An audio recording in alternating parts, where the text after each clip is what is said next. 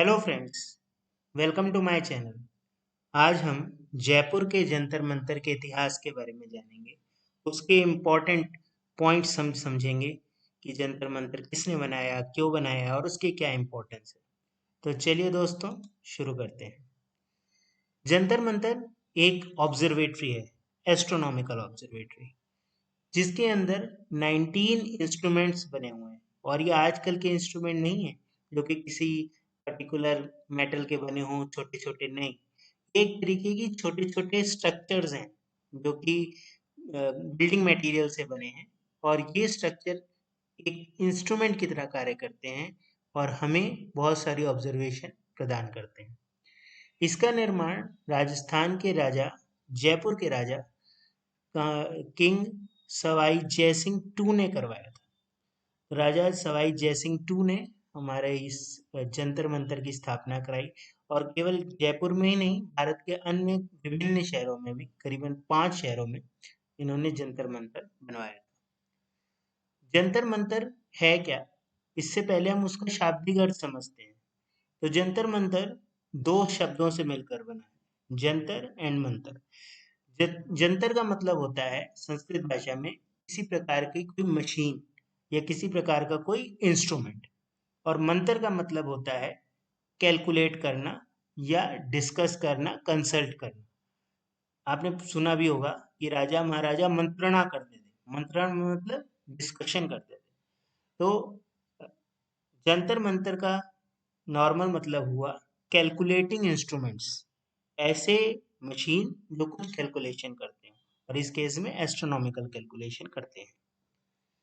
जंतर मंतर जो मॉन्यूमेंट है जयपुर वाला, उसका कंप्लीशन 1734 में हो गया था। 1734 में ये बन के तैयार हो गया था। और एक बहुत इंपॉर्टेंट पॉइंट है, काफ़ी कॉम्पिटिटिव एग्जाम्स में भी पूछ लेते हैं कि Jantar Mantar of Jaipur is one of the UNESCO world heritage site and it is world's largest stone dial. ये पूरे विश्व का सबसे बड़ा, इसके अंदर एक सन घड़ी है, सूर्य घड़ी है।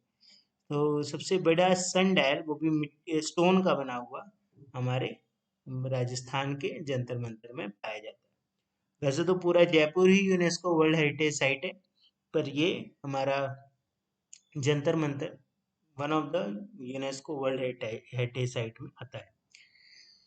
अब जैसे हमने जाना कि जंतर मंतर 1734 में बन के तैयार हो गया था, पर 19 सेंचुरी आते आते ये काफ़ी, इसके अंदर डैमेज हो चुका था, बहुत सारी इसमें चीज़ें टूट गई थी। तो बाद में एक अंग्रेज थे, Arthur Garrett, was a major, and उनका अपॉइंटमेंट हुआ जयपुर में। And he is one of a very keen astronomer, बहुत उनका इंटरेस्ट था एस्ट्रोनॉमी में। उन्होंने फिर इस जंतर मंतर ऑब्जर्वेटरी को दोबारा से उसका रिकंस्ट्रक्शन है कि कहीं रिस्टोरेशन कराया और उसको दोबारा से ठीक ठाक करा के इन्होंने रखा। तो we should be thankful to. Next is what was the purpose of Jantar Mantar. Jantar Mantar का पर्पस क्या था? जंतर मंतर एक्चुअली में, जंतर मंतर जब नहीं था तब एक किताब होती थी, ये एक इस्लामिक एस्ट्रोनॉमिकल बुक थी, विच इज कॉल्ड जिज। तो ये जो जिज नाम की किताब थी, इस किताब का नाम ही एक्चुअली जिज था। तो इस जिज में एक तरीके के टेबुलर पैरामीटर्स होते थे। टेबुलर पैरामीटर्स मतलब एंट्रीज होती थी, कैलकुलेशंस होती थी, और वो उससे हमें सूर्य का, चंद्रमा का, बाकी सारे स्टार्स का, प्लैनेट्स का, उनका पोजीशन हमें पता लगता था। तो आप इसको एक तरीके से मान लेते हैं कि एक लॉग टेबल थी, जो कि हमें सन, मून, स्टार्स, प्लैनेट्स, इन सब की पोजीशंस की इंफॉर्मेशन देती थी उस लॉग टेबल में देख के। तो जो हमारे राजा थे, राजा जयसिंह, उन्होंने इस जिस को देखा और उन्होंने ऑब्जर्व किया कि इसके अंदर जो भी कैलकुलेशंस है, जो ऑब्जर्वेशंस है वो, और जब हम एक्चुअली कैलकुलेट करते हैं देख के, उनमें कुछ डिफरेंस आ रहा है, कुछ गड़बड़ी है, या वो इतनी एक्यूरेट नहीं है। तो इसको और एक्यूरेट करने के लिए उन्होंने 5 नई ऑब्जर्वेटरी बनाई भारत के अलग अलग शहरों में। और फिर उन्होंने अपना एक जिज बनाया जो कि ज़्यादा एक्यूरेट था, जिसका नाम हुआ जिज ए मोहम्मद शाही। ये जो जिज ए मोहम्मद शाही है, ये भारत के लिए बहुत ही यूजफुल रहा, और कंटिन्यूअसली भारत में इसका इस्तेमाल किया गया सेंचुरी तक। करीबन एक शताब्दी तक इसका इस्तेमाल किया गया, जो एस्ट्रोनॉमिकल कैलकुलेशंस करने के लिए। हालांकि भारत से बाहर इसका इतना इम्पोर्टेंट नहीं था, इसका इतना इस्तेमाल नहीं हुआ, लेकिन इंडिया के लिए ये जो जयसिंह के द्वारा बनाया गया जिस था, इट वाज वेरी यूजफुल, इसीलिए इसका निर्माण हुआ, ये that was the purpose. Next comes different instruments. इसके अंदर किस किस तरह के इंस्ट्रूमेंट्स मौजूद हैं। तो सबसे पहला है चक्र यंत्र। आप अपनी स्क्रीन पे भी देख सकते हैं, उसकी फोटो है। चक्र यंत्र नाम से ही कुछ समझ में आ रहा है। चक्र मतलब होता है किस तरीके का गोला। तो इसके अंदर एक्चुअली में गोले बने हुए आप दिख रहे हैं आपको दो, तो इसके अंदर चार सेमी सर्कुलर आर्क्स हैं on which a genome casts a shadow. What is a genome? तो जीनोमन क्या होता है वो मैं आपको बताता हूँ कि आपने जो सन डायल अगर कोई देखा है या आपने कंपस देखा होगा छोटा सा, उसके अंदर एक पॉइंटर होता है। उसी तरीके से सन डायल में भी एक स्ट्रक्चर होता है, एक कील आप कह सकते हो, एक पॉइंटर आप कह सकते हो, वो होता है। और उस पे जब सूर्य की रोशनी पड़ती है तो वो अपनी परछाई डालता है। तो उस पॉइंटर को हम क्या बोलते हैं? जीनोमन कहते हैं। आगे जब हम सन डायल देखेंगे तो उसमें बहुत बड़ा सा जीनोमन बना हुआ है, उससे आपको समझ में आएगा क्या होता है जीनोमन। ठीक है। तो इसके अंदर चार सेमी सर्कुलर आर्क्स हैं, उसके अंदर एक जीनोमन है वो कि शेडो डालता है, और ये सन का एंगल हमें बताता है। डेक्लिनेशन क्या होता है? हिंदी में डेक्लिनेशन बोले तो झुकाव, एंगल बताता है सन का या किसी भी सेलेस्टियल बॉडी का। जो डेक्लिनेशन है वो एक एंगुलर डिस्टेंस है फ्रॉम द नॉर्थ और south side of the celestial equator. एक तो हमारा अर्थ का इक्वेटर है, उस तरीके का आप उसे सेलेस्टियल इक्वेटर माने, तो उस सेलेस्टियल इक्वेटर के नॉर्थ साइड में कोई चीज है या साउथ साइड में कोई चीज है, वो जो एंगल बना रही है उस सेलेस्टियल इक्वेटर से, दैट इज डेक्लिनेशन। आगे चल के एक और शब्द आपको सुनाई देगा, एजीमथ। एजीमथ क्या होता है? वो भी एंगल होता है, but it is from the meridian, from the plane of meridian, and declination is the angle from the celestial equator. ठीक है। तो ये हमको सन के डेक्लिनेशन देता है सम पूरे दिन में 4 बार। ठीक है, 4 बार एक पर्टिकुलर एंगल पे सन आ जाता है। तो ये जो 4 बार हैं, ये एक्चुअली में वो 4 समय हैं जब पूरे वर्ल्ड की 4 अलग अलग ऑब्जर्वेटरी में दोपहर का टाइम होता है, नून होता है। वो 4 ऑब्जर्वेटरी कौन सी है? यूनाइटेड किंगडम का Greenwich, Zurich in Switzerland, Norte in Japan, and Saitin in Pacific. तो इन 4 जगहों पे जब नून हो रहा होता है, दोपहर हो रही होती है, तब उस पर्टिकुलर डिक्लिनेशन पे सन आता है, और इस इंस्ट्रूमेंट के द्वारा उसे मेजर किया जा सकता है। तो एक तरीके से आप समझ लीजिए ये एक वर्ल्ड क्लॉक है, एक तरीके का वर्ल्ड क्लॉक है, और आपको पूरे वर्ल्ड का टाइम यहाँ से मिलता है। नेक्स्ट इज दक्षिण भित्ति यंत्र। उसके भी फोटो आप देख सकते हैं अपनी स्क्रीन पे। इससे आप meridian, altitude and zenith distance of celestial bodies आप पता कर सकते हैं। जेनिथ क्या होता है एक्चुअली? जेनिथ, जेनिथ का मतलब होता है कितनी ऊंचाई तक कोई चीज चढ़ती है, कोई भी सेलेस्टियल ऑब्जेक्ट चढ़ता है। यानी सन का जेनिथ, यानी कि the highest point the sun will reach in the sky. Moon का zenith, the highest point the moon will reach in the sky. उस जेनिथ डिस्टेंस, उस पॉइंट से कितनी दूरी है हमारी, उस चीज को मेजर करता है, एल्टीट्यूड को मेजर करता है, मेरिडियन को मेजर करता है। दैट इज दक्षिण भित्ति यंत्र स्क्रीन पे। नेक्स्ट इज द दिगंशा यंत्र। दिगंशा यंत्र में दो कंसेंट्रिक सर्कल्स हैं, और उसके बीच में एक छोटा सा पिलर लगा हुआ है, और ये पिलर एक्चुअली में जिनोमन का काम कर रहा है, ये पिलर एक्चुअली में पॉइंटर का काम कर रहा है। इस पे धूप गिरती है, और उससे हम सनराइज और सनसेट का टाइम पता कर सकते हैं। उस एंगल से हमें सन का टाइम पता लगता है, सन का एजीमथ हम मेजर कर सकते हैं, और प्लस हमें सनराइज और सनसेट का टाइम का फोरकास्ट कर सकते हैं कि इतने बजे तक सूर्य जो है वो अस्त हो जाएगा, इतने बजे सूर्य उदय होगा। That is the use of Digansha Yantra. Next is the दिशा यंत्र। इसकी फोटो नहीं है, बट दिशा यंत्र क्या होता है? It helps to find the direction, कि कौन सी दिशा किस साइड पे, आप उस यंत्र से देख के पता लग सकते हो। कंपास से भी इसी तरीके का कार्य होता है, हम कंपास यूज करते हैं। दैट इज दिशा यंत्र। नेक्स्ट इज द ध्रुव दर्शक पट्टिका। पट्टिका, पट्टिका संस्कृत में मतलब है एक पट्टी। तो ये आप अपनी स्क्रीन पे देख सकते हो, ऊपर पहली जो फोटो है, तो एक पट्टी है, एंड ध्रुव दर्शिका वो ध्रुव तारे को दिखा रही है। जो हमारा पोल स्टार है उसकी लोकेशन की तरफ वो पॉइंट करती है।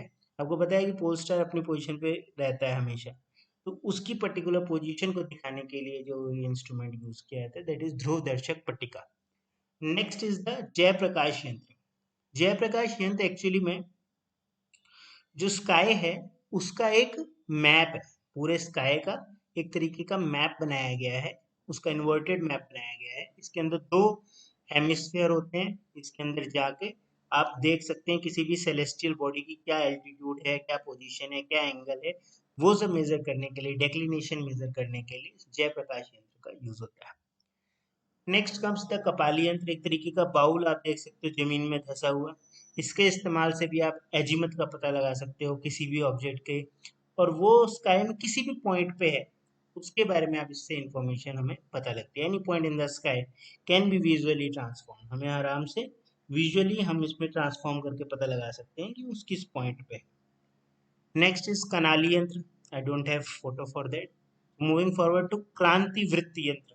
क्रांति वृत्त यंत्र जैसे कि आपकी स्क्रीन पे है, it measures the longitude and latitude of the celestial body. Celestial bodies जैसे अर्थ के लॉन्गिट्यूड लैटिट्यूड होते हैं, ऐसे अलग अलग सेलेस्टियल बॉडीज के लॉन्गिट्यूड लैटिट्यूड उनको मेजर करने के लिए ये यूज किया जाता है क्रांति वृत्त यंत्र। नेक्स्ट कम्स लघु सम्राट यंत्र। अभी हमने पढ़ा था कि जयपुर में सबसे बड़ा, एक अर्थ का जो सबसे बड़ा स्टोन सनडायल है वो है, उसके अलावा उसको बोलते हैं वृहत सम्राट यंत्र, और ये क्या है, छोटा लघु सम्राट यंत्र। तो एक छोटा भी है, एक बड़ा भी है। दिस इज द लघु सम्राट यंत्र। इसमें ये जो बीच में आप देख रहे हैं स्टेयर्स बनी हुई है, ये है एक्चुअली वो जिनोमन जो एंगल बनाता है, इसके ऊपर जब शेडो पड़ती है तो वो अपनी परछाई बनाता है। ठीक है, तो इस it is inclined at 27 degree, ये 27 डिग्री के कोण पे झुका हुआ है। और क्यों झुका हुआ है 27 डिग्री के कोण पे, क्योंकि जयपुर का जो एल्टीट्यूड है जयपुर शहर का वो भी 27 डिग्री है, उसी की वजह से इसका लैटिट्यूड भी 27 डिग्री पे झुका हुआ है। अगला आता है मिश्र यंत्र। मिश्र यंत्र इसका मतलब होता है मिक्स्ड इंस्ट्रूमेंट। इसके अंदर बहुत सारे इंस्ट्रूमेंट मिले हुए हैं, करीबन 5 इंस्ट्रूमेंट मिलके एक बनाया गया है मिश्र यंत्र, उसका नाम है।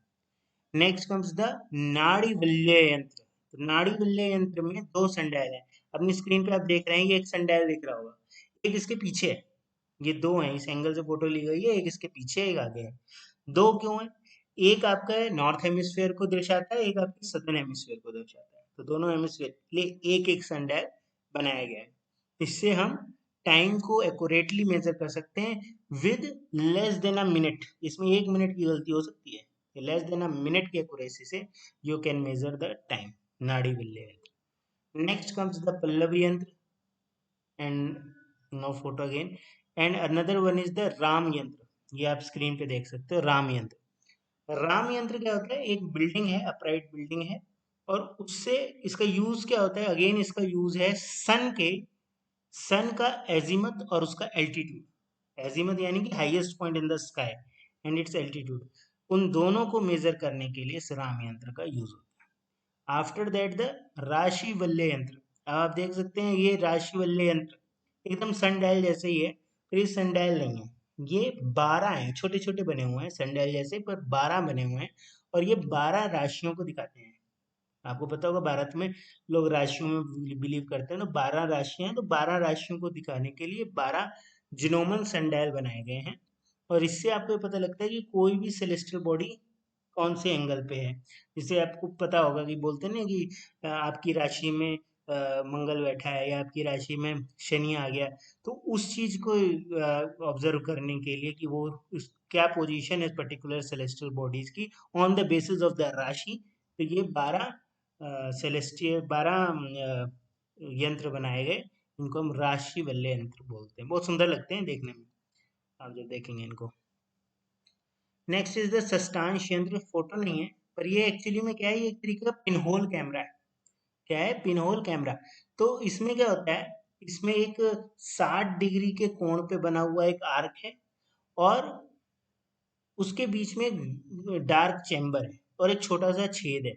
उसमें से जब आप देखते हो तो आपको सन की इमेज दिखाई पड़ती है, स्केल के ऊपर जो 60 डिग्री के कोण पे बना हुआ एंगल है उसके ऊपर सन की इमेज दिखाई पड़ती है, और उससे आपको सन के डायमीटर, सोचिए कितनी बढ़िया चीज है कि आप सन का डायमीटर नाप सकते हो उससे। सन का डायमीटर, डेक्लिनेशन, उसका जेनिथ पॉइंट, जेनिथ डिस्टेंस, कितना डिस्टेंस है उसका जेनिथ से, वो सब आप इससे मेजर कर सकते हैं। नेक्स्ट कम्स द उन्नतमसा यंत्र। ये आप फोटो, फर्स्ट वाली फोटो, दैट इज उन्नतमसा यंत्र। तो इसमें एक मेटल की एक रिंग है और उसके अंदर एक चार मेटेलिक रॉड्स और लगा के उसको फोर पार्ट्स में, फोर सेगमेंट्स में ब्रेक किया हुआ है और बीच में एक छोटा सा छेद है। ठीक है। This helps in finding the altitudes of celestial bodies. Sunny नहीं, बाकी सेलेस्टियल बॉडीज के एल्टीट्यूड्स को नापने में ये काम आता है। नेक्स्ट कम्स द वृहत सम्राट यंत्र, which is the king instrument. सम्राट यंत्र है ये, किंग इंस्ट्रूमेंट, सबसे बड़ा। इसके बारे में अगली एक स्लाइड में हम और थोड़ा सा जानेंगे। तो इससे समय हम नापते हैं और इसकी एक्यूरेसी इतनी बढ़िया है, around an interval of 2 seconds you can measure the time in Jaipur using this sundial. After that the यंत्र राज यंत्र, यंत्र राज यंत्र इज अ वेरी, इसमें दो बड़े बड़े जैसे बेल होते हैं ना, उस तरीके के दो बड़े बड़े ब्रॉन्ज के स्ट्रक्चर्स लगे हुए हैं और इसका इस्तेमाल साल में एक बार किया जाता है। And you can calculate the Hindu calendar, पूरा कैलेंडर आपको बनाना है तो इनके इस्तेमाल से आप हिंदू कैलेंडर की डेट्स, महीने ये आप बना सकते हो। That is the use of this यंत्र राज यंत्र। नेक्स्ट हम द वृहट सम्राट यंत्र, तो जिसके बारे में इतनी बात हो रही है, वर्ल्ड का सबसे बड़ा लार्जेस्ट सनडायल है ये। उसका जिनोमन है जो आपको दिख रहा है, उसके ऊपर एक छोटी सी छतरी बनी हुई है। तो ये करीबन 88 फीट ऊंचा है। 88 फीट कितना हो गया, 27 मीटर ऊंचा। और इसका एंगल कितना है, 27 डिग्री। अगेन 27 डिग्री क्यों है, पहले छोटे वाले का लघु सम्राट यंत्र का भी 27 था, क्यों, क्योंकि जयपुर का जो लैटिट्यूड है दैट इज 27 डिग्री, इसलिए। और इसके ऊपर एक छतरी बनी है, इसे हिंदू छतरी बोलते हैं क्योंकि हिंदू आर्किटेक्चर के हिसाब से है। मुस्लिम इस्लामिक आर्किटेक्चर की गोल होती है, ये हिंदू छतरी है। इस हिंदू छतरी के इस्तेमाल से on top of it, it is used as a platform for announcing the eclipses and arrival of monsoon. ठीक है, मॉनसून कब आएगा, इक्लिप्स कब पड़ेगा, उसका अनाउंसमेंट करते थे इस छतरी से, इस छतरी में खड़े होकर। नेक्स्ट कम्स द, जो सम्राट यंत्र है, ऐसा क्लेम है कि ये, इसकी एक्यूरेसी अबाउट 2 seconds है of the Jaipur local time. Jaipur का जो लोकल टाइम है उसके अराउंड 2 सेकेंड तक की एक आपको क्लियर टाइम बता देते हैं ये इंस्ट्रूमेंट। इसीलिए इतना बड़ा बनाया गया है ताकि इसकी एक्यूरेसी ज्यादा हो। छोटे वाला हमने पहले देखा, वो एक्यूरेट कम था, इसीलिए बड़ा बनाया गया और वर्ल्ड का सबसे बड़ा बन गया अब ये इतना। नेक्स्ट इज द, इसका इंपॉर्टेंट पॉइंट ये है कि 1 सेकंड में करीबन 1 mm शेडो मूव कर जाएगी। 1 mm शेडो मूव कर जाएगी 1 सेकंड में। और जितने आपकी हाथ की चौड़ाई होती है, करीबन 6 सेंटीमीटर हाथ की चौड़ाई होती है, तो इतने 1 मिनट में इतनी आपकी वो आगे खिसक जाती है जो इसकी शेडो है। तो काफी आप इंटरेस्टिंग है। आप कभी ऐसे एक, तो इसमें आप जब भी जाएं जंतर मंतर में, थोड़ा सा जिस दिन कम क्लाउडी हो उस दिन जाना चाहिए ताकि आपको सूर्य की अच्छी रोशनी मिल सके। क्लाउडी होगा तो सन होगा नहीं, तो इन इंस्ट्रूमेंट कुछ काम कर नहीं पाएंगे। तो सन जब बहुत बढ़िया हो तो वहां पे आप मेजर कर सकते हैं 1 मिनट में जितने आपके हाथ की चौड़ाई है इतनी शेडो हर बार मूव करती जाएगी। तो बहुत ही अच्छा एक्सपीरियंस होगा जब आप इसको खुद देखोगे कितना उन्होंने मेहनत करके बनाया। तो फाइनली अब हम आते हैं कि इसमें मेन पॉइंट क्या नोट करने वाले हैं। तो मेन पॉइंट ये है कि उस समय पे जो राजा जयसिंह थे, उनके पास कोई भी एस्ट्रोनॉमिकल टेलीस्कोप नहीं था। छोटे मोटे टेलीस्कोप वो यूज करते थे जो भारत में ही बने हुए थे, पर ऐसा कोई टेलीस्कोप नहीं था जिससे आप एस्ट्रोनॉमिकल कोई सेलेस्टियल बॉडीज देख सको। आपको पता ही होगा कि जो टेलीस्कोप का इनिशियल इस्तेमाल इसलिए बनाए ही नहीं गए थे, इसलिए उसका डिस्कवरी ही नहीं है कि आप सेलेस्टियल ऑब्जेक्ट्स देखें। वो तो गैलीलियो वगैरह ने हेल्प करी आगे चल के। इसका मेन तो ये था कि दूर की डिस्टेंस देखें। अधिकतर जो वारशिप होती थी, नेवी होती थी, वो यूज कर दिया करते थे कि दुश्मन को दूर से देखेंगे। वो था टेलीस्कोप। बट सेलेस्टियल ऑब्जेक्ट्स को देखने वाले जो टेलीस्कोप थे वो बाद में आए और यूरोप में कुछ बन भी चुके थे उनके टाइम तक, पर भारत तक नहीं पहुंचे थे। तो इन्होंने बिना आधुनिक टेलीस्कोप की मदद से ये सारी गणनाएं की, केवल इन इंस्ट्रूमेंट्स का इस्तेमाल करके। और लास्ट में आपको एक बात जान के बड़ा ही गर्व होगा कि यूरोपियन इनोवेशंस जो हैं एस्ट्रोनॉमी में बहुत ही सेंसिटिव हैं, बहुत ही अच्छे हैं, पर उनसे थोड़े ही कम एक्यूरेट, स्लाइटली लेस एक्यूरेट है जो हमारे राजा जयसिंह के द्वारा ये जो हिंदू इंस्ट्रूमेंट बने थे। तो जो मध्य भारत के मध्य हिंदूकालीन ये जो इंस्ट्रूमेंट है, इनकी गणना से बस थोड़े ही स्लाइटली मोर एक्यूरेट आपके यूरोपियन इन्वेंशंस थे। तो ये कितने बड़े गर्व की बात है कि उस टाइम पे भी हमारे भारत में इन इंस्ट्रूमेंट्स का इस्तेमाल करके इतनी कॉम्प्लेक्स कैलकुलेशंस की। That is a point worth noting and something to be proud of. तो thank you guys, thank you for your time. That was all. Hope आपको अच्छा लगा होगा। अगर आपको अच्छा लगा है तो मेरे चैनल को आप लाइक और सब्सक्राइब करें, ताकि मैं और अच्छे और मोटिवेट होकर और अच्छे वीडियो आपके लिए ला सकूं। थैंक यू दोस्तों, thank you, have a nice day, bye.